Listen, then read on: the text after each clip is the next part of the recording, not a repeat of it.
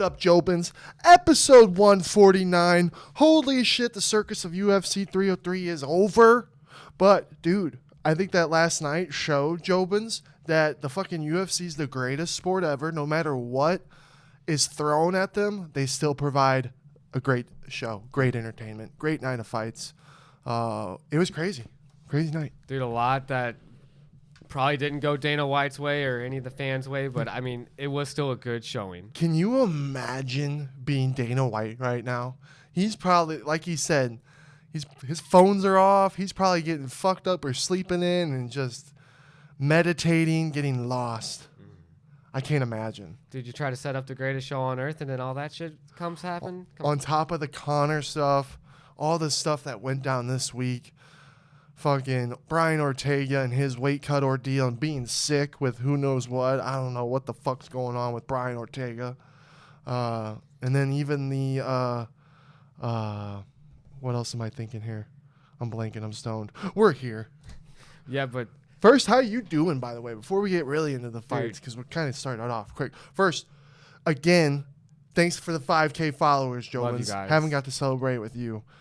Isn't that fucking sick? Dude, hell yeah. And almost episode 150. This is 149. You know, this is insane. Next one is a milestone. This is legendary. So, yeah, 5K, it's pretty sick. We appreciate you guys. Always.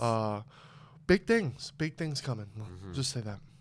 But it's been a rough morning, and I think maybe Brian Ortega had what I have, and maybe he has IBS. Maybe he has stomach issues.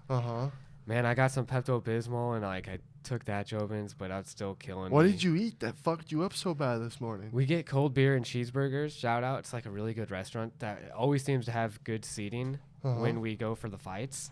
So me and Brock went there, and then I had my signature PB&J cheeseburgers. Peanut butter and jelly cheeseburgers. JOBINS, I know it sounds crazy, but it's really good, at least from that restaurant. Dude, like the sweetness and the jelly is really good on the burger. Really? And then peanut butter? But I don't know if it's good for my stomach because this morning at 7 in the morning, I had to wake up and use the bathroom really badly. Not that, probably TMI. And then I had to use the bathroom right before the pod. Dude was hurting. Brutal. I'm like, dude, what if Brian did have that? What if any fighter has like the same? We're all human. What if, you know, you have to poop super bad, but you have a fight coming up? Like I was cramping up so bad.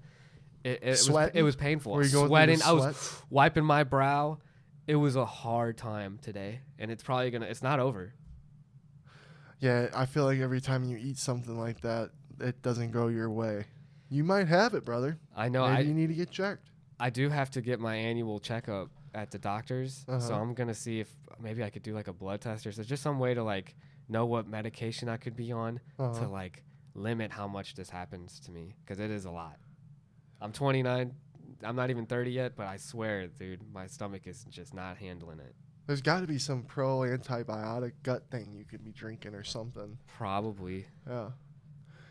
Yeah, I'm sure there's something. There's something for everything. Everything, everywhere, buddy. Last night I watched the fights with Sean, Sono, and Garrett over at Sean's house. It was a lot of fun. His warehouse is coming to get it. Dude, it's so incredible. His little lights that he's got hung up on the wall. You haven't seen it yet, have you? Dude, I haven't been inside since it's been fully finished. Damn, dude. Yeah, you need to get over there and see that. And then he's got this fucking huge JBL speaker. And last night we discovered, because it's like a DJ thing on the top, so you can play music and sing to it, and then also hit like little DJ squares. Damn, that so make it's like different the beats. drum beats? Yeah, but guess what? Last night we discovered I hit another button. There's 5 different types. So each color, and they're all different colors, like pink, green, orange, and shit. And they all make, there's this techno one that makes you feel like you just want to do techno. And you could just be like, that on there. Dude, one of the sickest fucking things ever. And then he's got these lights. It's like, you have it made. And then I was thinking of the video game Sims. I'm like, imagine being like a little playing Sims and Sean's your character. And he's got this little spaz guy running around fighting an octagon, going back to his house. And then he goes in this big warehouse and you just see colorful lights. That would be, they should make that in The Sims. They should make it to where you can be a fighter. That should be a career option. Because, dude, just from a drone view, seeing his warehouse lights reflect on his house and the trees and shit. I'm like, I bet his neighbors are like, what the fuck is going on over there? Yeah. It's lit. It's fucking lit.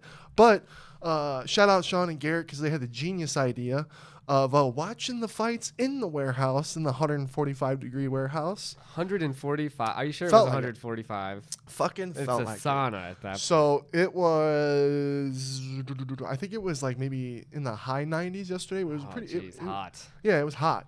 It was hotter in the warehouse. Sean has this big, gigantic fan thing that's supposed to keep it cool, but I think he made it, there's settings, and I think he made it to where it'd be more humid because we closed everything thinking we'll come back and it'll be cooler. It was by far like 45 degrees hotter at least. Really? Inside the warehouse than outside. Did you take time to like go outside of the warehouse and then come back in at times? It was really nice actually. That was probably the best part was when you would walk out from the warehouse to outside. It felt so good. It was nice and cool, and I was drenched, and there was a breeze. It made outside feel cold. Bro, and outside is hot. Yeah. Even at night, JOBINS, in Arizona, it does not cool down. I walked inside the house last night with Brock after going to Cold Beer and Cheeseburgers, came back home, and I'm like, oh, my God, it feels so good inside. And you felt that way going outside. Yeah. Well, I told Sean, I was like, dude, this is just going to make us appreciate when it's cooler. That's true. And I also told him there's no one else I'd rather sweat with like this. Dude, for how many hours, dude, of being sweaty? It was good. I feel like I lost 7 pounds. I think that's what his goal was. I think he saw me thickening up, and he's like, I'm going to make Schmidt lose some extra weight tonight. He let you try any W deodorant? He sprayed me. I'm like, he's setting y'all up. Yeah. Yeah, he loves whipping around with the W, spraying shit. That whole thing's pretty sick, him and Jake doing that deal. Yeah. Yeah. It's cool. That's the world we live in, man. When you got two influencers like that are buddies, can come together with a company, that's fucking sick. I got a question. It'd be fun for to you. promote, too. Is there a difference between body spray and deodorant? Could you use body spray as deodorant? Ooh. I mean, I'm sure. Yeah, I know. Guess what, people were dogging on you for using your middle school. Dude. I also used to just use it as deodorant. Has too. W replaced your Axe? But now I bought a deodorant stick because my girl was like, body spray is not deodorant. And then like this light bulb went over my head where I'm like, whoa. And then I like went to the store and like read the products. And I was like, body spray just says body spray. It doesn't say deodorant on there. Where the sticks, they do. So it's like, I've been using it wrong. Ew. Yeah. You knew that. I don't use Axe. I use deodorant. You don't use any body sprays? I use cologne. Deodorant and cologne. And I have nice body lotion that when my body is feeling a little dry, slap on some nice scented body lotion, smooth and scenty. Yeah. Well, I have my natural, thanks to Dr. Squatch, even though this is not a paid advertisement. I like Dr. Squatch. I love Dr. Squatch. That shit makes me feel good, and it makes me smell good all day. What kind of hand soap are you using? I probably cancerous ones because I use the natural foam, like the instant foam one. Even the good one that I have, my girlfriend's like, that's still not good for you. I was like, probably. So what kind of soap can I use? Damn. Dude, I just not wash my hands? Damn, you're right. You actually just hit a light bulb with that one for me. What? You're right. Hand soap. Here I am all fixated on my body soap, but I wasn't thinking about my hand soap. I need to get a better... Man. Dude. Dr. Squatch, you need to come out with your own foamy hand soap. Bam, you're welcome. That would be cool. Hook Schmitty up with it. Because I'm trying to be healthier, and I need to start by not eating these burgers, too, and killing my stomach. Oh, yeah, that was another funny thing. Sean was giving me shit right before because we were making burgers, which I'm still grateful for. It was a great time. And even sweating JOBINS. It was still a lot of fun, and I could stand up and walk out and get cool. You know what I mean? In between fights, we would take breaks and go inside. Because even for the champ, it was hot. Yeah. But it was fun setting up the thing and everything, too. But Sean was giving me shit before about my hamburgers. And the last time I made hamburgers, everyone said they were the greatest hamburgers ever in the world. Shout out to Brandon from Underbelly, because those motherfuckers are the goats down there. We got a couple guys involved with meat that are goats, but dude, you've been killing it. I know, but that meat, the grass-fed meat that they have, you can't beat that. Damn. It tastes so good. Like literally, like I felt guilty because everyone was saying it was so good, but all I did was cook it right. Like I put some seasoning on it and cook it right. Mm-hmm. So like I did the buttons. You're taking too much credit. I even told them. I was shouting out underbelly. You know what I mean? Wow. Because the meat is so fucking good, but I killed it on those last burgers. Cooked them right. Sean's got this incredible Traeger grill, and he's got an alarm on it. I kept asking him, like, where are you good? Where are you good? And he kept checking on him. He brings them in. Pure, get more pink than his fucking anything themed pink that Sean's ever wore or drove. Those burgers were more pink than that. Yeah, so we had to remark. It was just funny. I basked in the glory of a humble piece of pie being served, but it was still fun. Easy fix. Yeah. Oh, and I took a bite of that, and I was like, I'm still grateful. It's still delicious. Thank you. Just to kind of fuck with them. Mm-hmm. You know what I mean? Mm-hmm. They love to fuck with Schmidt. If Schmitty accidentally cooks a burger a little too raw, had to give it back. Well, you boast as being a really good chef, so yeah, they got a little more scrutiny on you. Oh yeah, I deserve it, as we all do. You know what I mean? Anyone that says they're really good at something, you got to get tested. Mm-hmm. So I do respect it. It's made me. It's just the times that I did fuck up. It's pressure, man. Like that night that I cooked those burgers, Sean had his brother over and Michelle and all their friends, and they were around the fire dancing and singing and shit. I was off to my side. I had just got off work. I got there. I was cooking in my zone. Mm-hmm. You know what I mean? When I'm in my zone, the one time when Mariah was like, "These are fucking disgusting." Well, you did. The grill was kind of being weird. It was. Yeah, Sean had a shitty grill. Not most ideal. So I just had the I didn't have the upper hand on that grill. And then Tim and Sean were standing there watching me. Are they done yet? Are they done yet? Just, just peer pressure. And I scumbled. If you had a second time to use that grill, maybe even a third, you could definitely get it down. No, now, dude, that Traeger grill, I love my my Weber grill. That's like, I'll always love the Weber grill. It's like the home, right? But the Traeger grill is just next level, and it even has its own flavor with the wood pellets and shit. Mm-hmm. It's just so good. That's like the last thing you made was those wings on the Weber grill, uh-huh. and those were probably the best wings I've had, JOBINS. And they were like the crispiness and just the skin. Oh yeah, dude, I finally got that grill down to where I know how to. I can walk away. You close the lid, you walk away. You come back at a certain time, you lift the lid. Mm-hmm. They're perfect. I'm getting that down again. I had it down. I don't know what it was. I don't know if it was like because it was a brand new Weber or what. But yeah, I got it dialed now. I got it back. That's what's up. Cooking's fun, dude. And then I get more into the Guy Fieri diners, dives and drive-thrus. Mm-hmm. And there's like 10 locations in Arizona alone, JOBIN, One's 20 minutes, a burger place that we should go to. I know. It's like 20 minutes away. And then I kind of want to know how they make it to try to like copy it, because I want to get good on these cooking videos and like get good at my culinary. Low key though, let us know in the comments if you've been to a place that Guy's visited, because I've talked to some people who have agreed with me, who have visited some places, and they're not that good. What about the place we went to in Lake Tahoe? That's what I'm saying. It was. That's what I'm. You think that was mid? It was mid for what it was like. We were like, I was like, I remember us all being like, oh yeah, it's good, Mm-hmm. But I guess it's maybe the expectations that we put on a restaurant when we think it's being put on a show, mm-hmm. reviewed by someone famous. We're kind of like, oh, that's got to be incredible. It was good. Yeah. But maybe not as good as it should have been. Dude, last night's fights, Alex, dude, he's insane. What the fuck? You said it last night, and I completely agree. I feel like Yuri didn't change his game plan. Not at all. So it's like, what did he expect to happen? He rushed in. Alex, it's so crazy. Alex's power, JOBINS, it's so crazy. He can just snap him in. I rewatched that head kick, right? Yuri's bouncing. He's bouncing. Alex is kind of going in. As soon as Yuri stops bouncing, shabam! Alex whips that head kick up, dude, and it's so fucking powerful. Boom! It almost looked like the kick was going to continue Yuri to the ground. Mm-hmm. Incredible. And what I was telling Sean and Sono, the more that Alex goes out and is knocking people out senseless the way that he's doing with these, you know what I mean? It's such it's it's coming. That's the thing that's so scary about Alex Pereira. These aren't crazy things. These are strictly basic and talented and pure and like him as a human being. You know what I mean? Like it's just we're standing right there. Well, bam!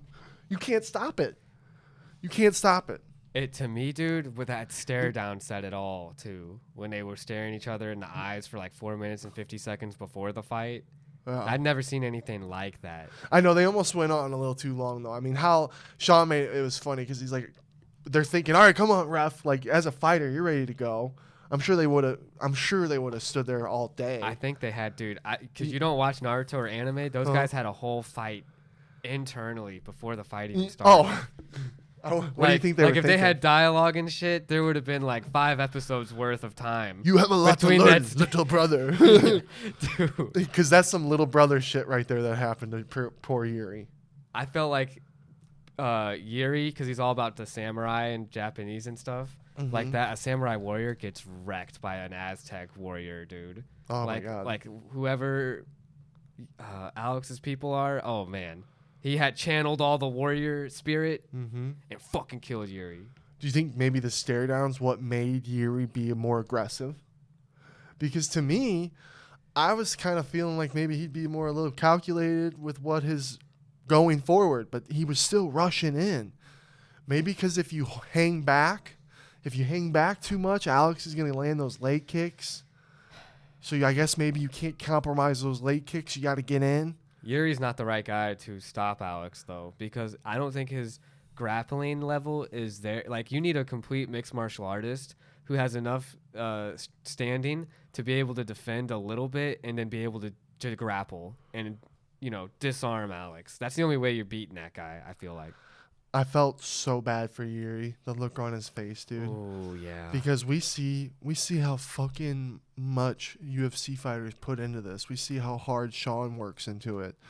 And you put yourself out on the line like that and to lose when something means so much to you that you want to accomplish.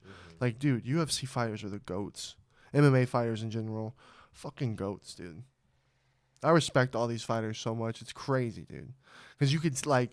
I know we all felt that way when we saw Yuri's face. That's how we all felt in that moment. Everyone saw the look on his face and felt his pain. And then he came out saying the only way he thinks about this is that he gets better or he doesn't fight anymore. And that's a gangster. To be really real with yourself, that's real. A lot of people aren't real with themselves, and it's hard. Me, I'm working on it. Like, damn, Schmidt, you got to fucking quit eating the bad food to get thinner. You know? Got to quit eating the bad food to get the stomach issues. But then there I go eating a pizza every once in a while. You know? So to be real at that level with yourself that's a mental warrior, and I feel hopefully he'll be okay. That's a unique fighter he had to go against, because it's like he's a legend himself, a champion always. You can never take that champion status away from Yuri. Yeah, and you can never take away going out to fight people. Like I think last night I was just hanging out with Sean and just kind of taking it in a little differently of like what you accomplish when it's all said and done type shit. He just lost to a guy that could possibly be the greatest of all time. Yeah. We have no idea yet. To go out there and fight so honorable in itself. Chris Lieben had to fight Anderson Silva. Yeah. That was Yuri's a champion though. So. It's just like, holy shit. Because like Sean asked me to be on the fight card again, and I'm like, damn, dude. If I were to get a broken nose or just get fucked up somehow, someone kicked my knee and my knee gets fucked up, I don't have, like, you know what I mean? I don't want to deal with all that. So it made me think about, I'm like, damn, my boy Sean's going out there. He can get hurt. He's like, he's the man. She's the fucking man. And you can go out there and get... Yuri took some real damage to the head last night. Definitely. The way he got up, that's real. And that's what's like... That's why when I watch Sean fight, I kind of get... Because I just don't want anything to ever happen. That's why it's like, damn. They're warriors, though, man. That's why the refs are out there to protect them from themselves. Yeah. So it's like... He's going to do what he's going to do. But am I still going to talk some shit to Merab whenever Sean's fighting him? Absolutely. I have to. Gotta be able to chirp. Kill or be killed, baby. We march to war. You got to control your emotions. Yeah, Sean goes in that octagon alone, but me and you, Jobins, I know we're all like Lord of the Rings type shit. Sing, we're behind him. That's how I view it, just for now. And then after the fight, well, it's all respect again. That's how I see it. Who does he fight next? Pereira. We all want it. It's all what we want. Ooh, are you gonna say it? It should be Jon Jones versus Alex Pereira for the heavyweight title. And I feel bad for Tom Aspinall and all the other heavyweights, and I feel bad for him, but it's how this thing goes. And the most exciting fight is that.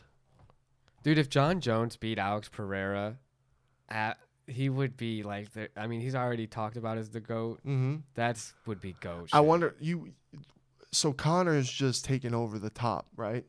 Do you think Jon Jones versus Alex Pereira would get up there on the top 5 list of most pay-per-view buys? Do you think it would do it? Because I think Alex Pereira it's crazy. When you think 2 years, it's like, dude, that's when we moved out here. Mm-hmm. Since we moved out here, I remember him coming out and it was just the guy who beat Izzy in kickboxing, and it was like, oh, how's he gonna do in MMA? And then beats the guy, And now look, just 2 years. Mm-hmm. And now he's this. My only question, though, is like the audience he brings in. Conor is so universally loved, I feel like, that he gets more people to watch that don't usually watch UFC. Dude, you got Dana White right now. There's some things I'm questioning about Dana White right now. Because I'm like, I really want to know, is that true or are you just marketing? Not this case, but right now, he's saying Jon Jones is the best fighter ever. No one's ever beat him. And he's just been real on about that in the media. And I think that's him trying to, everyone wants to see Jon Jones back. 100. Yeah. And we know Alex Pereira is going to be ready to go whenever. So it's just on Jon Jones. Dude. So really, if they were like, they could literally be Jon Jones, Alex Pereira, whenever. Could be this year. I think Jon Jones wins. You think so? That stare down don't gonna work on Jon Jones. Jon Jones is going to go in and take down Alex Pereira. He's going to do the dirtiest shit ever. You don't think he's going to kick his knee in or some shit? Dude. You know what I'm saying? Dude, Alex is like a warrior, but he's just going to get taken down, wrecked, abused. See, dude? And I think Alex would be the guy to test himself. I don't think he's afraid to not. I don't think he's thinking about that. You'd see Thiago Santos, too. I think you would. Oh. And then guess what? Jon Jones is the GOAT, and he knows 5-round championship fights. He could stay back while fucking Alex is hurt and compromised because he injured him somehow doing some fucking crazy shit. What a fun story it would be, though, for Alex Pereira if he went out, fought Jon Jones. What if he knocked out Jon Jones and won the heavyweight title? It kind of sucks because... Why? Jon Jones is old. Like, they're both old, but like... I don't think anyone would say that. You don't think so? Especially after the injuries that have already pulled Jon Jones out of fights. Maybe. I think if it's a vicious knockout, the story behind Pereira, the wave behind Pereira, will consume that and just keep rolling. If fucking Pereira just kicked Jon Jones and now Jon Jones is kind of staying back, and then Pereira just dink. I don't know, because I do agree. I feel like we would see what you're saying. With Jon Jones. That's just why I think that's like everyone else. That would be the fight to make. I would really like exciting. Poor Tom Aspinall. Poor all those other guys. Dude, what? I feel like we shouldn't overlook Tom. He's good. He's got to fight Curtis Blades still, and that's the fight that he needs to just wreck, dude. He needs to. If he dominates Curtis Blades, he can put all that loss behind him. Curtis Blades market himself. Yeah. What a career for Mr. Curtis Blades, because he's that guy, man. He's lost those fights where it's like, damn, and then he goes back, and then he's just beating everybody. That's the thing about fighting. That Derek Lewis fight, they fight 10 times. How many times does Curtis Blades beat Derek Lewis, or how many times does I think he doesn't. Maybe 1 out of 10 because he doesn't get caught the one time. Yeah.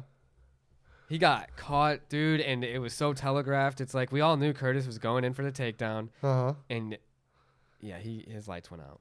Yeah. He's a good fighter too. I think he could beat Tom, which is scary. Yeah. Dude, Dan Ige, legend for stepping in. And Diego Lopez, that kid's a legend. Like, that was a raw deal for Diego. Yeah. And for him to just stay with that mindset, nothing bother him, that's a tough person. That's a tough fucking person. And then for Dan Ige, Sean, like these fighters, if you're a true fighter and you're a true athlete fighter and you're not, getting fat in between camps, I'm sure most of these guys who don't have injuries are ready to go. So, but you gotta for it to be that like that how it was that soon. Imagine like hanging with the boys. Yeah, we're gonna watch the UFC fights tonight. And then you get a phone call. Now you're gonna be on that card.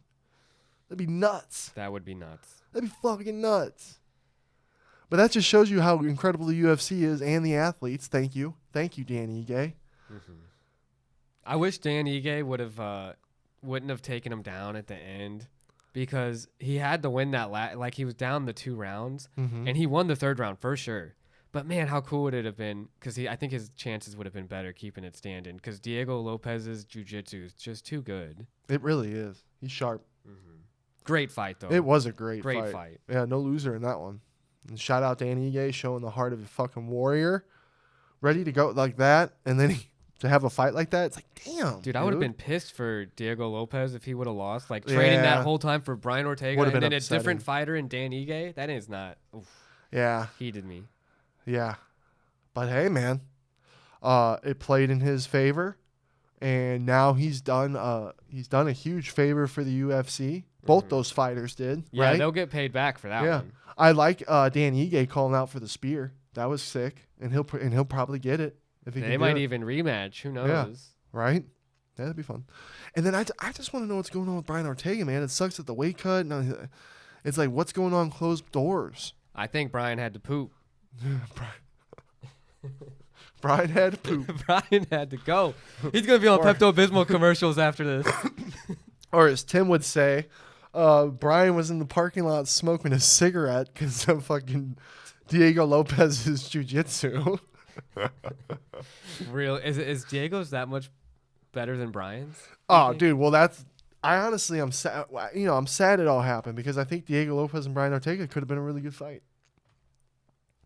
Dude, Brian's such a warrior, too, with how much damage I've seen that dude receive in the cage. I'm like, there's no way he would ever back down from a fight willingly. Like, there had to have been some kind of serious illness, so I just hope he's okay. Yeah. Ian Gary versus MVP. I think MVP did a good job, and I was like, damn, I forgot how fucking old MVP is. But I feel like he landed the harder shots. That third round was upsetting. I wish he could have got away from Ian Gary's grappling. I wish they could have stayed standing up, and MVP kind of landed some more big shots. I think if that would have been the 3rd round, he definitely would have won. I don't know how all 3 rounds. Is that what that was? Am I remembering right? Or I think it was 29-28 for all 3 judges. Oh, okay. And I think MVP won the second. That's what I'm second like, round. Okay, yeah, I'm tripping then because I was like, dude, I thought he definitely. He still won lost the 1st and 3rd definitively because of the grappling. I know. It's MMA, you know, but I feel like for stand-up wise, he definitely had the better of Ian. Yeah. And it's like it really didn't help Ian, in my opinion, with like fan base. No. But it still does. I'm like, dude, you are supposed to be like such a character and such a stand-up badass, and you resorted to the grappling like our boy Peter Yan did. When Peter Yan's been known to be a good stand-up, but when you go up against guys levels higher, did you see that shit?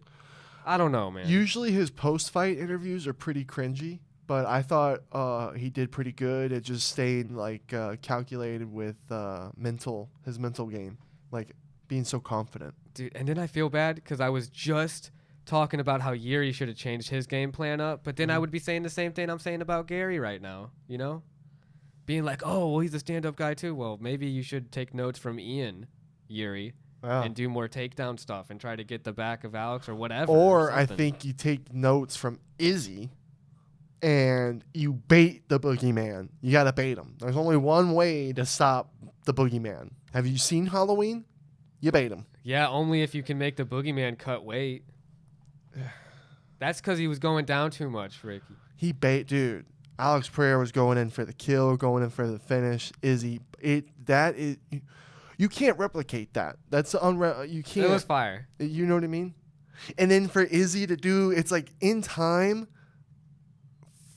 You know me, JOBINS. I've always not been the biggest Izzy guy, but the more that Alex is doing his thing, the more fucking impressive. When I look back and see Izzy fucking putting bow and arrows into fucking Alex Pereira, it's impressive. On their 4th fight, being down 0-3. If I'm Izzy though, I don't, Because, dude, little brother got one win. It's mental. You know? Just keep that one win. I would run with it. Yeah. I would run with it. But no, it would be real crazy if Izzy's like, no, don't go anywhere to heavyweight. I'm going up. That would be crazy. He just wrecked John Jones DDP. We see jacked Izzy just fucking. He couldn't do it against Jan, though. So Yeah. it's I would wonder. Jan's so fucking strong and tough, dude. That was crazy. That was a moment. That was a moment where you go, oh, okay, I learned that. But yeah, even Dana White and everything, I kind of agreed with, because I said it. I look over to Sean and I go, draw. But first and third were too decisive.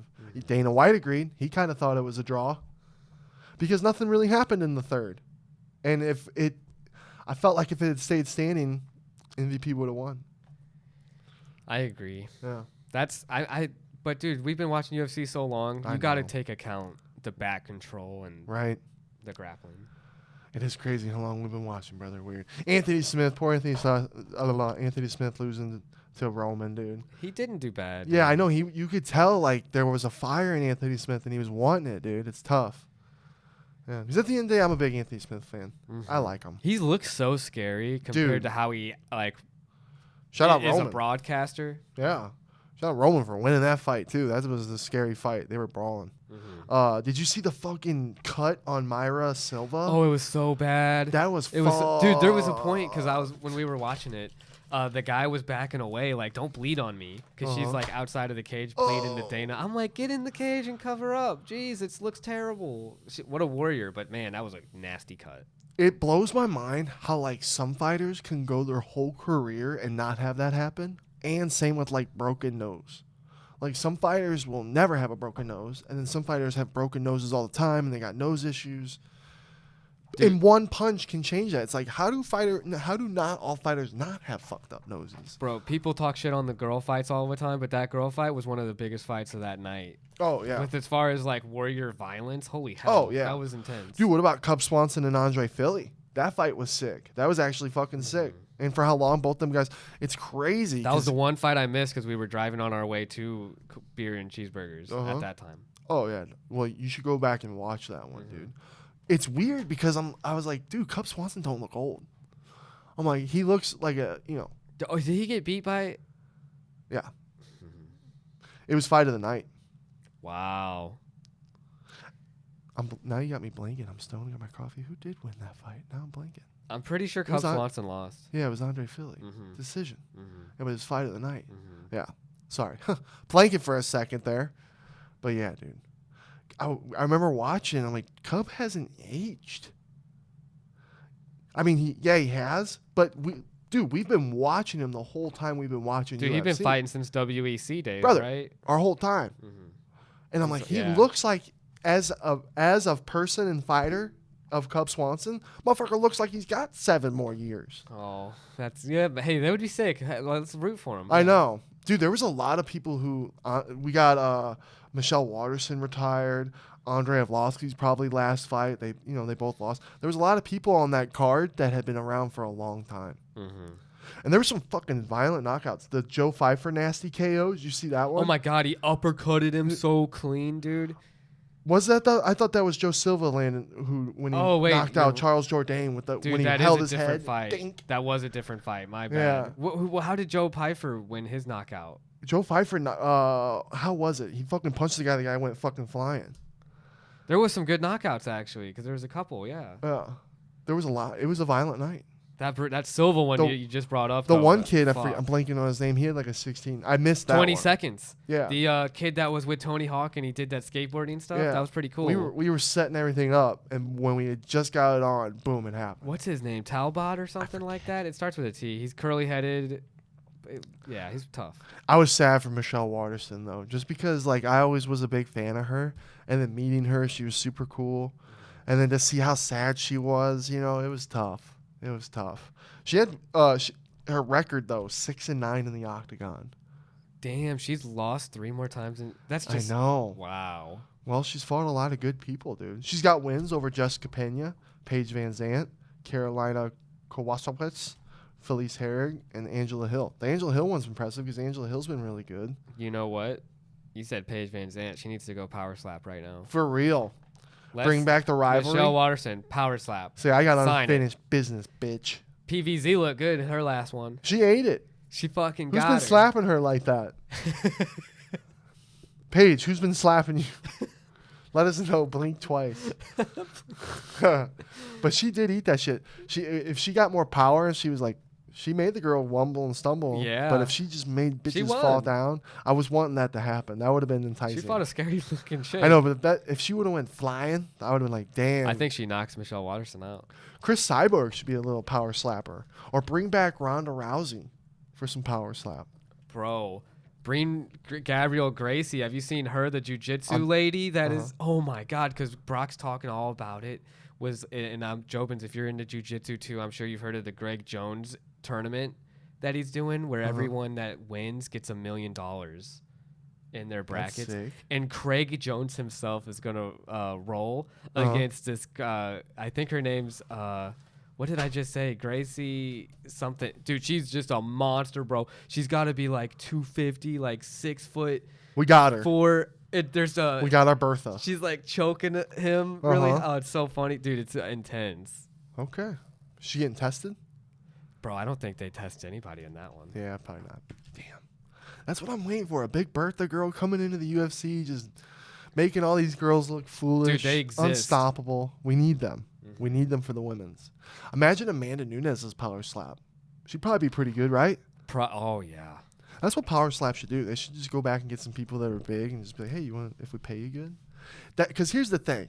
Dana White is saying power slap is going to be bigger than the UFC. And he's saying it with the numbers he's got with Instagram and social media, that social media's numbers are just blowing power slap up. It looks like a vibe. I want to go to one. I can see it if you're looking at if you're comparing, but we're in two different worlds. So I just feel like that should be happening. But to say that power slap is going to be bigger than UFC, I don't know.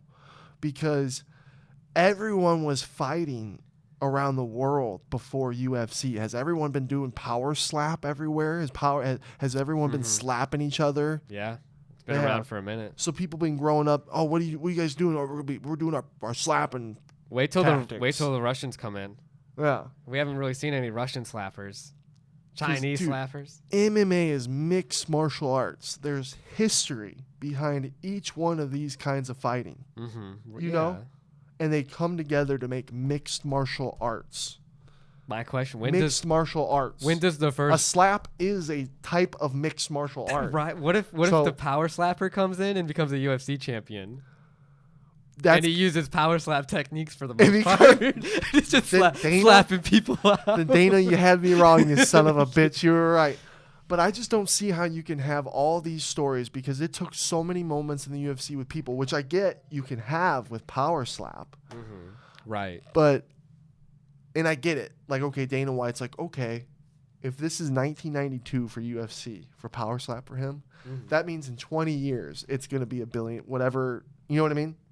By then, how old's Dana White? Damn near on his deathbed. Dude, is he? That dude's is living he gonna live for forever? A long time. I say 120. He's going to be in the... He's going to be in the 120 He's going to be in the computer. We never... I always thought we'd lose Dana White, but we never have. He's in this... He's in a computer that's inside a fucking Derek Lewis robot. Yep. We never lost Dana White. His conscience is in the computer. He's telling us still how to run this show. And then we just have his body on display. They're like, that was his body. But here's his conscience. That's probably going to happen. That'll be Elon Musk. Elon Musk's body will be preserved, and he'll still be talking to us. Dude, creepy. Yeah.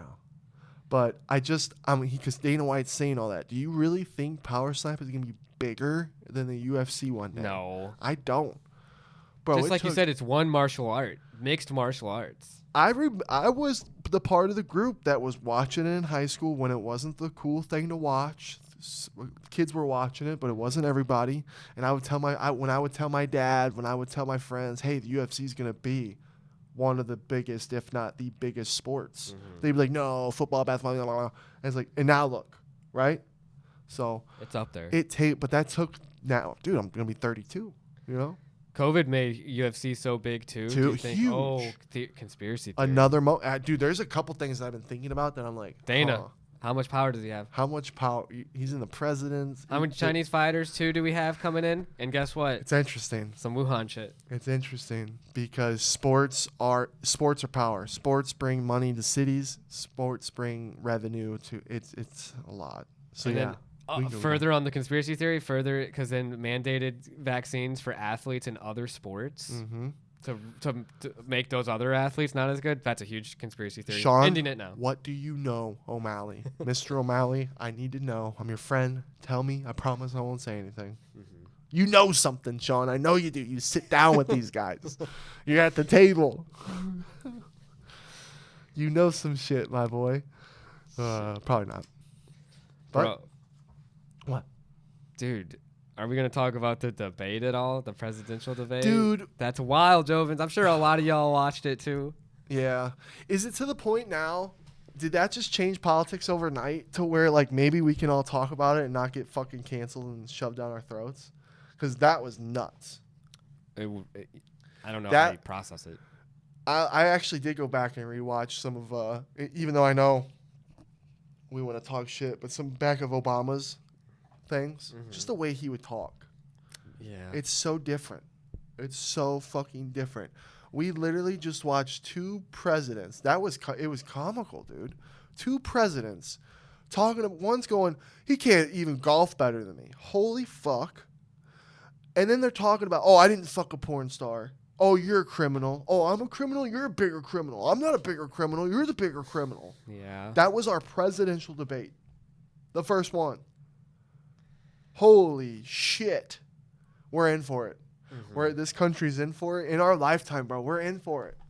Strap up. There's going to be so many memes of just like Biden just like looking confused all the time. Yeah, they both. Dude, he didn't even finish one of them. And then fucking Trump's going, I don't even think he knows. It's like, holy shit. That's why I think the push for an AI president is coming. We can't keep having this.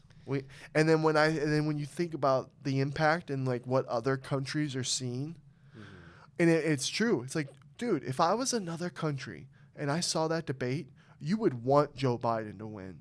We'd be like, we need that idiot to win. Yeah, I agree. You know what I mean? Because then oh man, we're in for it, guys. That's why I'm really grateful. Tim was giving me some shit on the confidential pod. I fucked up some coffees, which I'm trying to get better as an employee. I'm always going to try and be better. Never want to let them down. Letting down Tim and Mariah is the last thing I want to do, you know? But he was like, oh, are you getting burnt out? Fuck, no. I'm extreme. Like, to be able to do a podcast, to be able to be around everybody in that gym, I'm so, like, dude, everyone is so great in that gym. We have so many awesome guys. To work for Tim and Mariah, they're so awesome. I'm like, damn, dude, I work for friends. I know you got to separate friends and business, which can be hard because you expect to always be friend. You know what I mean? But you got to be stern. They got to be stern. I told Tim on the confidential pod because I think he just wants Mariah to be the one handling it, so I get that. But I told him, like, you should always feel like you can talk to me. Put the friendship away. Work. You should be able to talk to me, friend, you know? But I know that, like, he's got – because, dude, I also told Tim, like, you got so much going on. You got that team. He's done such a fucking great job. If you think about it, dude, at building. Like, he really is a black belt at not only jiu-jitsu, but building. Same thing with Sean. They're black belts at it. They know how to build things. They have their hand in so many things going on operation-wise. Well, you know, because like what you're saying, it goes hand in hand with mastery. And it's like once you've mastered a certain like field of science or whatever, it's like you can apply mastery though to everything. Everything, you know. And it's like that. What it took me to be a master at this, it's like I just need to apply that same like mindset and dedication and discipline into it. And those guys are really good probably at just replicating mastery across different fields. Right. You know? So you know what this thinking about this election, here I am. Here me and Tim are bickering over, you know, me fucking up making coffees wrong. I made a hot Americano instead of should have been iced, right? But here we are bickering about that. Like how grateful is that in itself really? That I get that, because I think about it. We could be in another country dealing with some real fucking problems. 100. And our country could be going into some real fucking problems here soon. right? It's already everyone. Like I'm freaking out about money, but I'm like kind of not anymore because everyone's freaking out about money. Why is everyone freaking out about money? Our economy's kind of fucked right now. So really, it's like, okay, when you think about like just kind of out of the picture and just kind of take a step back and kind of think like, okay, life in general, it's like, just keep focusing, keep grinding. All I can do is I'm super grateful to work for Tim and Mariah. I'm in love with working out with David. So all I can do, and I love we're back to being on our grind with the podcast, which I fucking love. And I love making content. But just focus on that, Schmidt. Don't focus, like, vote if I need to get registered. I really need to get registered. Well, you know what? State. To incentivize voters, I feel like the government, they need to have full transparency on government spending. Yeah. Oh, dude. Because guess what, bro? War. That's war before that shit happened. You're pulling heartstrings and you're trying to tell people how we need to protect and police the world because of all the atrocities going on in other countries, and it is sad. And the refugee situation in a lot of countries, and like how bad it can be at other places. Horrible. But the solution is not to send $1 billion to another country where their corrupt officials aren't even appropriate. Like they're misappropriating those funds. They're 100%. using them for themselves. And then you're gonna have a president sign off on that. I don't need a puppet that does that shit. I'm tired of it. What do we do? RFK, bro. Robert F. Kennedy. Is he gonna like after? It's crazy, bro. How do we let Joe Biden on the fucking ballot after that fucking debate? Dude, do you or are they going to set someone up like Governor Newsom, who they always had? The media is covering that guy 24/7 all the time. So the California I wish governor, it was Jay. I wish it was not Jay. I wish it was RFK. I don't, because that means he's getting. He would be a puppet. Yeah, he would change a big time, dude. He has to appease his party. Well, then realistically, we want Biden to be on that ballot, but Trump wins. Trump wins by a landslide. Everyone's going to vote Trump. Everyone and their mother is voting Trump. I feel like, well, I know not everyone's mother, but I feel yeah, maybe. But then these guys are getting so old. It's like, dude, this push, I don't know. I got this conspiracy theories, JOBINS. AI president. Yeah, because in 4 years, how old's my boy Robert going to be if he were to have a chance? Right, he's old too. Yeah, if he were to have a chance to win the next election after Trump's gone, because there's no way. There's no way Robert wins. It ain't going to happen. Trump's winning this election. No matter who they put in that seat, if it's Joe Biden or the guy who? Governor Newsom. I was going to say Newsom, yeah. Dude, you know what I found out about? He's going to win. What? I found out Governor Newsom's wife was an actress and everything, and she's part of the case against Harvey Weinstein. Really? So she was raped in like 2005 at a hotel room, apparently. Damn. Isn't that dude? So I wanted to pose this question in here blackmail politics of being like, dude, if you were married and had like 3 kids with the woman you love, and then like found out she was raped, how supportive are you? Because like, obviously you're supportive, but dude, what does that do to you, dude? And like obviously your family, Well, I'd probably dude, if poor girl too. I feel so bad for the whole situation. Sucks. I know. I'd be like, I'm sorry. You felt like you could never tell me. That'd probably be your human reaction, right? You'd feel guilt. You'd be like, oh, I'm sorry. You could never tell me. That's probably how we'd react. Because that's fucked. I can't imagine living with that and then having a family and not telling and just living with. And that's a powerful ass dude. Yeah. Whose wife had gotten taken advantage of through those sicko power dynamics. Yeah. It's fucked, dude. That's why I think in general, like after Epstein got caught, like the push and everything with OnlyFans and like all this like now we're like girls are like soliciting themselves in a legal way, which is kind of crazy. Fuck, dude. Which I mean, there's always been porn. There's always been social media. There's always been porn, right? So in a way, it's like probably better in that sense. It's the right? better because wouldn't you say that some porn stars were abused in the past too? Right. So like, they're their own bosses now. There's no pimp. We're living in a world now where porn stars can be their own boss, actors can be their own boss, and ghostwriters can be their own writers, can be their own music people. Shout out Little Man Jay. Oh. Because I feel like in a different time, he would be a ghostwriter. But in today's world, Little Man Jay is how he is, right? Yeah, and he's got a following. That's just how I feel, right? Yeah. So in a way, that's great. We're all our own bosses, which is great. That's what we all want. Dude, if I was a hot girl, I'd be doing the same shit. So I ain't like judging, no judgment or anything. No, I see. But like the bigger picture of everything that I kind of like zoom out with Epstein being caught and now all this, it's almost as if the upper people who run everything got caught. Their man got caught. They killed that guy, and then they made it legal so that now they can't get caught, and now it's moving on. Well, my thing, dude. I don't know. Maybe I'm stupid as fuck. Probably. The head writer of the Star Wars show is Harvey Weinstein's ex-assistant. Ugh. Who knows everything that had happened? It's like you just took a power out, and then you just replaced them with their underlings. It's not like Hollywood's been saved. They've just been moved up now. We need a blackmail web of the Epstein crime. I would like, yeah. Where you put Epstein and that bitch in the middle, and then who they've all blackmailed, who they are, who's their family member, who's that they love and everything. That would make a great movie. We need that. Get onto it. Like some American Gangster shit with like Russell Crowe, like doing an investigation into it. Oh, yeah. That'd be cool. I like the idea. Yeah. Because, yeah, that...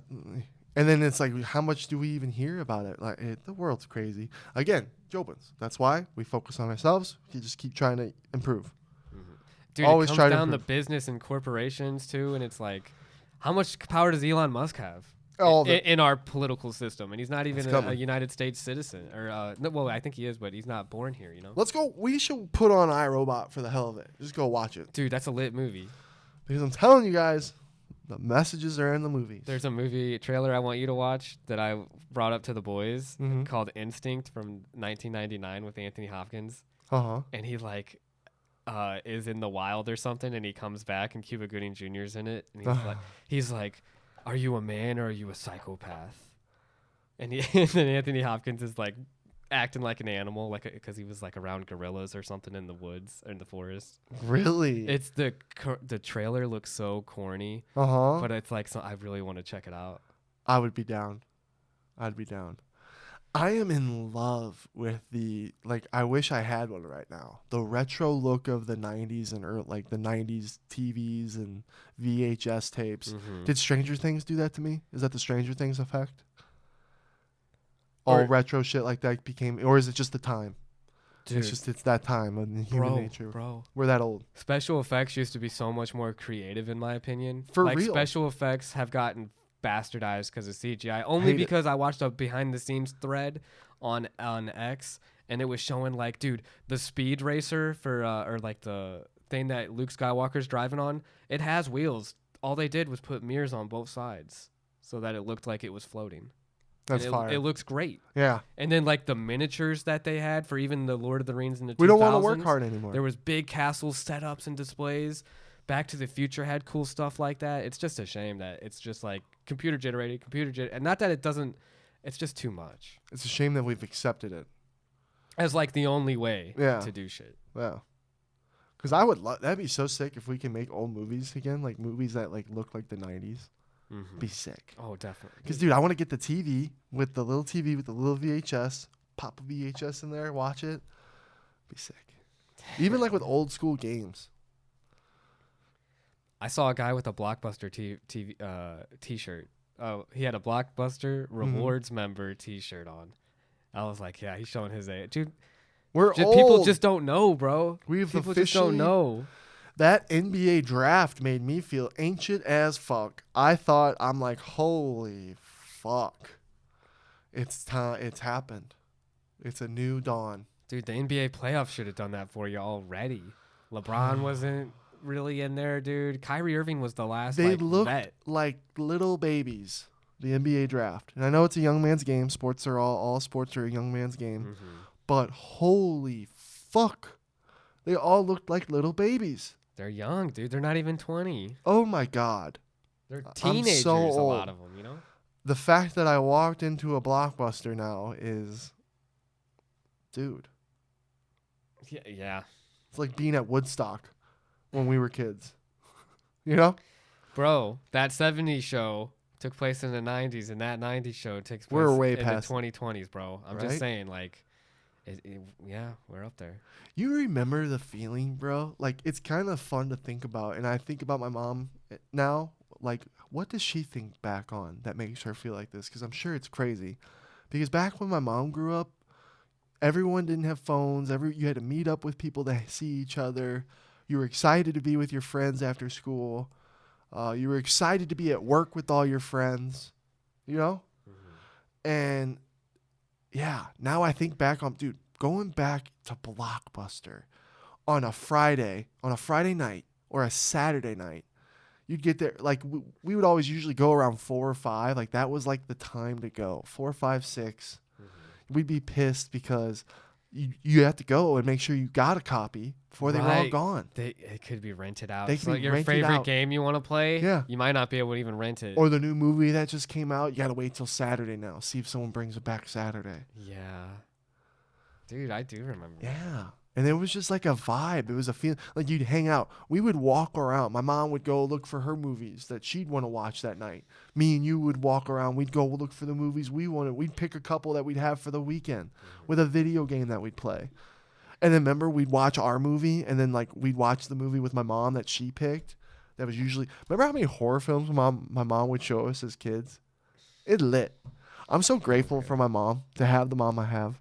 Dude, we both had watched so many movies growing up. Yeah, I'm so, and like, imagine I just feel like we grew up on the best movies because there had already been such a good chunk of filmmaking before us, right? That we were in the dawn of filmmaking becoming really cool, right? And then technology comes, 2000s, and just we're like, oh, we can do this. Now we don't have to do that. And then it trickled from there. It's right? not, bro. It trickled. So that moment in time of perfection, I think, was like for film, I literally think was probably like 1980 to 2000, like 2005. Maybe 2010. Maybe we'll say 2000 because you got the event. Like, yeah, we can go. When I worked for a movie theater from 2013 to 2019, 2015, 16, and maybe 17, those were the most record-breaking numbers for movies ever. They were breaking all the records, and it was because of the superhero movies, right? And because of more people and more everything, right? It comes back. Yeah. Corporations, bro. Yeah. They're checking the boxes. So back then, there was no agenda being driven. It was just the beauty of filmmaking. And storytelling. Storytelling. Because characters and storytelling are fucking thin these days. And that's what movies are all about. When the more you get invested to a character, the better. The less you show in horror films, the better. You know? Definitely. And we've lost that. So I feel like growing up, me and you really, bro, in the history of humans. Because not only were we seen and growing up, we were growing up at perfect ages for these movies. Do you remember how big Spider-Man was?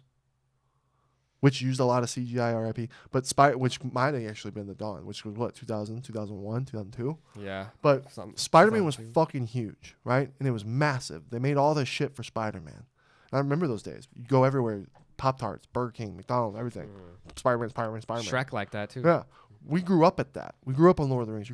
I grew up at the perfect age of Harry Potter. You were a couple years behind me. You know what I mean? The beginning of all those to where the mixture of still good storytelling and proper filmmaking, but also the beginning of CGI to where it helped but didn't take away.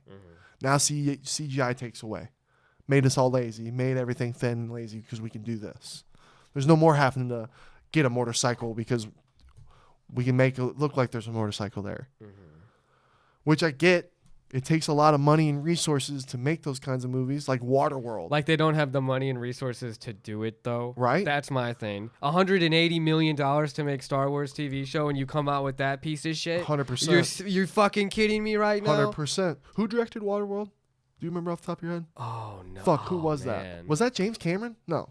It wasn't James Cameron. I don't think so. Fuck. I don't know if that's a well-known director that made that movie. Maybe because so. Well, then look at that. There you go. Because that was a movie that they had put so much into it, and you could see it. You know? So, yeah. I really think that we were blessed. Going into those blockbuster day JOBINS was nothing like it. Dude, Eight-Legged Freaks, man. That was such a good one. Like, dude, I just missed the cheesiness. The movies that just didn't take themselves so seriously and had to, like, again, check the boxes. Right? They weren't worrying about offending people. There was no, like, there was stepping more on variety. eggshells, bro. There was so much more variety too, dude. We grew up. Ready for this, Jobins? Let me know. Let me know how young you are and who you grew up. Your top 5 actors and funny actors: Adam Sandler, Ben Stiller, Will Ferrell, Jim Carrey. Name another one. Those 4 right there, though. You know what I mean? We can go Chris Farley, but he died. You know, but just those 4. Okay, I didn't do 5. Sorry. Just those 4 right there are some of the funniest people on this planet that have made some of the funniest movies ever. Where are those at today? Where's that group?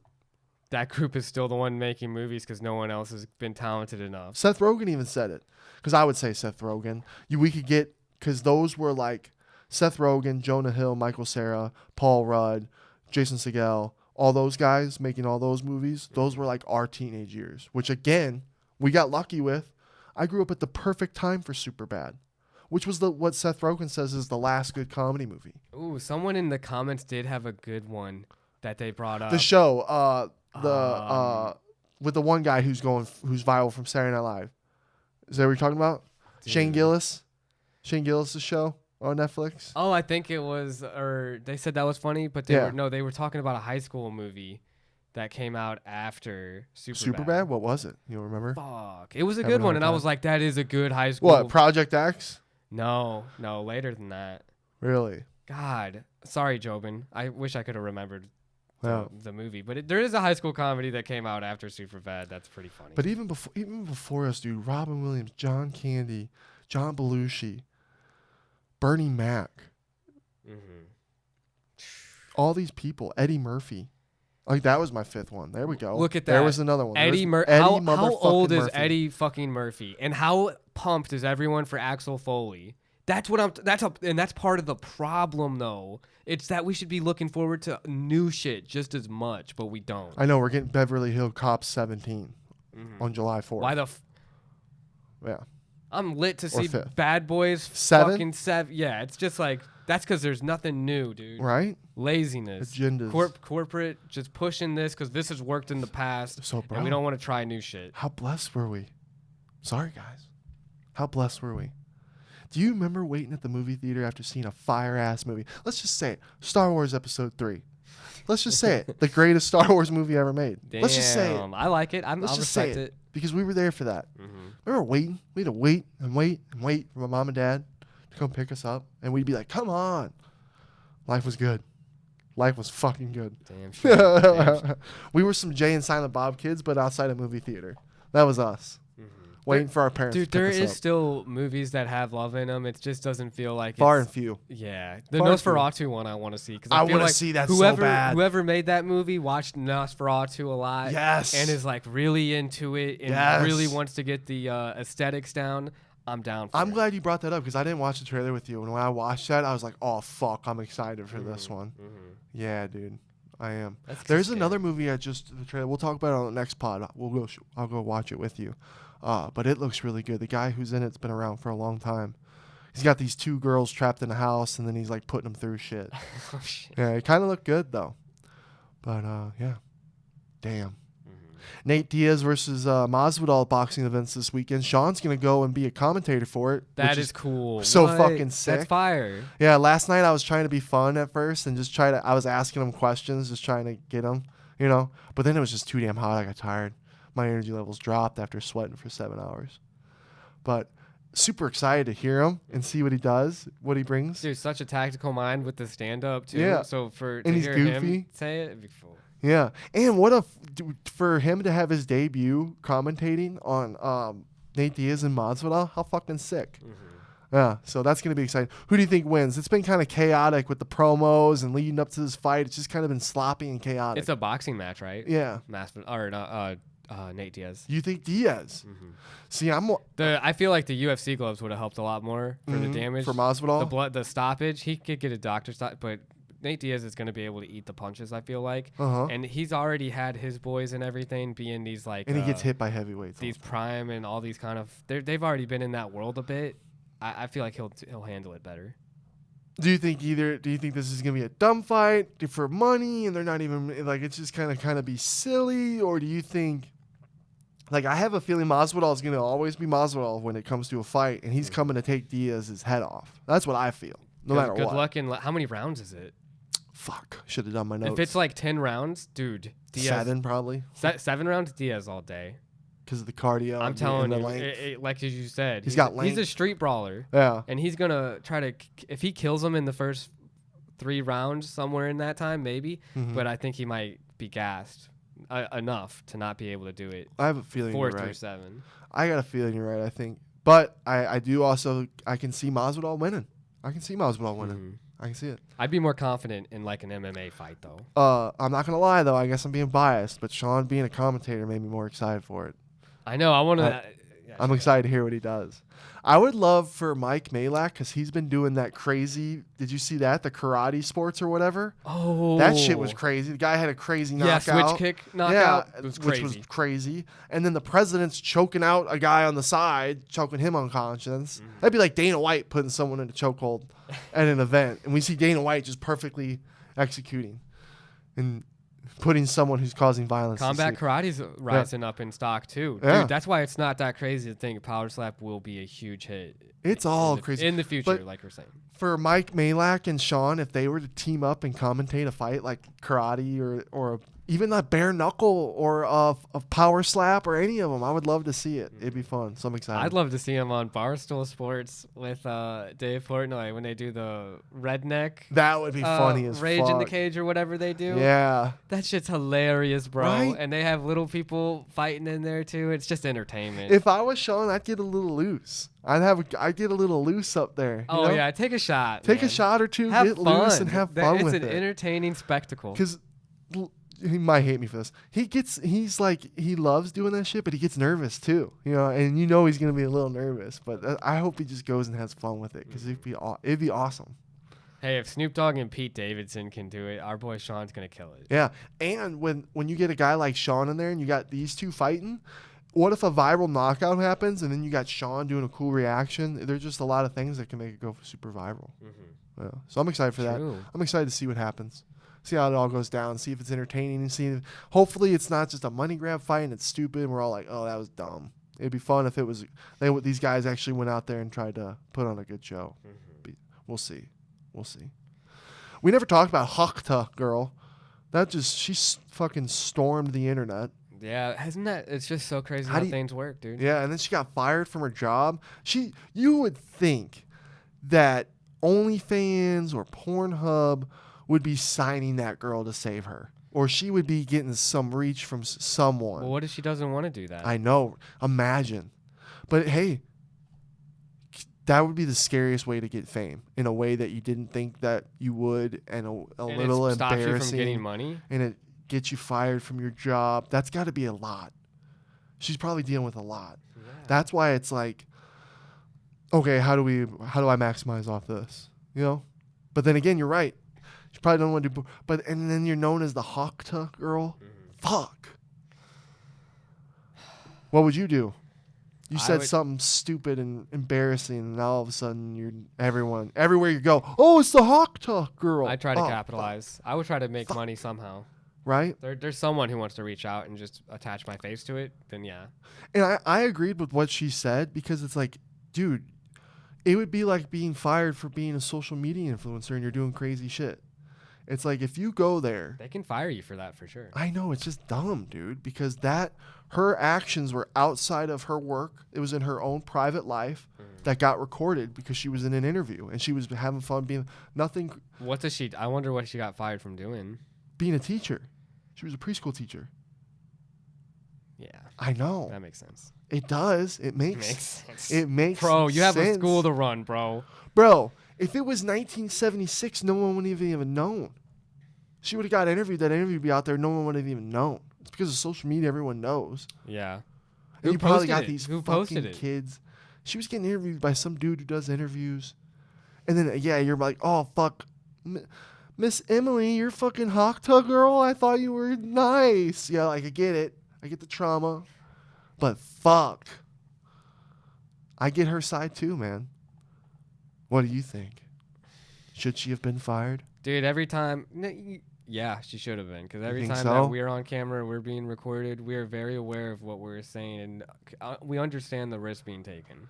Man, I like to be goofy on here, and if I can just be me and say my opinions, and I don't have I get it. If I'm spreading some real fucking hate that's causing some shit, and I'm saying some fucked up shit, I would get and it's influencing my audience to think these terrible things. I get that.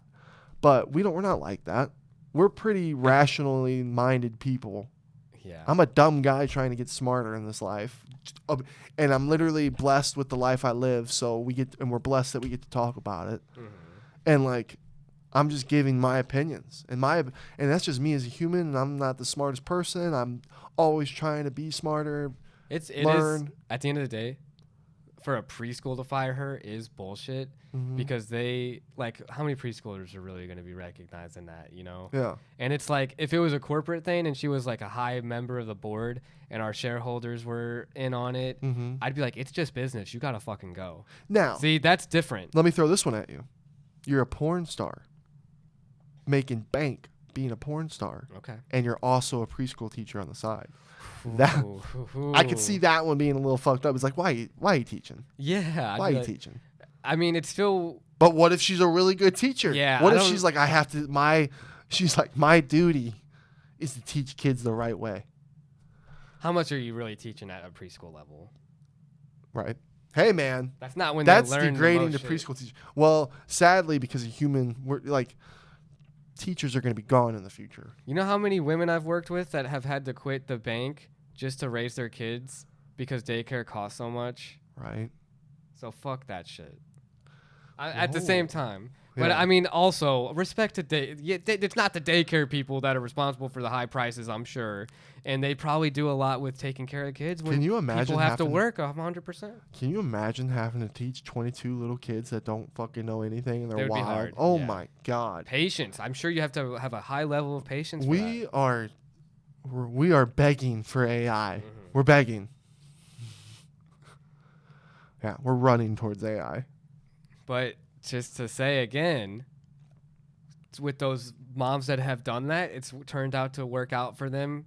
But then it's a pressure on the guy too, maybe because of the whole traditional family unit of the mom taking care of the kids, so that there doesn't have to be daycare involved in the equation at all. But again, there's so much to it. It's a nuanced thing. Well, when your AI robot can do everything, and take yeah, care like of the you, Jetsons, be able to take care of your kids for you, so you can do your thing. You know what? Wouldn't you have would you have a robot kid? Yes. Or not a robot kid. I mean a robot nanny. The only thing that scares me is you hear how depressed they are. So it's like, okay, if I got my AI robot taking antidepressant downloads, what the fuck? You know what I mean? What? Bro, why do robots have to have the emotions to be That's what's depressed? happening. Can't they just take care of my kids? I don't know if it's just this computer learning the world and it's going, holy fuck, you know? As downloading antidepressants. Yeah, that's what's gonna have to happen. Oh, is your AI robot depressed? Give it this, the 4.2 antidepressant download. I don't know. How about this? Because I don't want my AI robot to kill me in my sleep. I don't want my AI robot to forget something that kills my kid. Parent clones. So you and your wife would be cloned, right? Mm-hmm. And then those clones would be resting for most of the time. Clones are until you're away. That's a whole nother rabbit hole for clone theory. But I mean, the kids would recognize them as their own parents. Why would you want a clone of a dumbass of yourself? Let's just call it what it is, because there's a dumbass out there who's gonna get cloned, right? So why, as a human species, would we want to clone dumbasses instead to watch the kids while we're gone, or have a smart computer that knows everything? They're depressed. Well, that's what's happening with some of them. You know what I mean? I don't know. We're in the. Can we at least attempt clone trials? I feel like we don't know yet. Well, who knows, brother? Maybe there's already been a lot of clones, and the clone thing didn't work, and that's why, where we're at now. I'm saying clone babysitters over robot babysitters. I don't know, man. The AI thing's crazy. Jobins, episode 149, 150 next, baby. We're back on a grind. Mm-hmm. Let's go. I'm proud of us. Proud of us, too. Love you, Jobins. Love you, Jobins. See you next week. Stay safe, and as always, we love you. Mm-hmm. Deuces.